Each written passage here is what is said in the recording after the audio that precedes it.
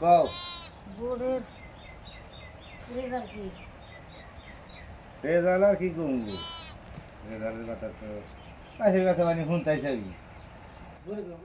তুমি আসিলা সাহড়া আমার আঙ্গর বাড়িতেও ভোট 8টা, খালি ভোট পেলাম আমি 5টা, তেহাও তোমাকে দিলাম 50,000। আমার ভোটটা আমি কি করলাম? এই টেনশন করে আছি। ভোট তো দেখে সবাই করতেছে ভোট দিছি অমুকে জিত কই, আমি তো মূলে কিছু দিই না। বাবু আমি খুব টেনশনে আছি। হ্যাঁ আমি ওই ভোট নিয়েই ব্যস্ত। ভোট যে হিসেবে মেসে দিছে আমাকে লুঙ্গি যায় হ্যাঁ, ওইটা নিয়ে টেনশনে পড়ছি যে এত দেখা দেওয়ার পরে তাও 5টা ভোট পাই আমি। কথা হইল না, এই জন্যই তো মানুষ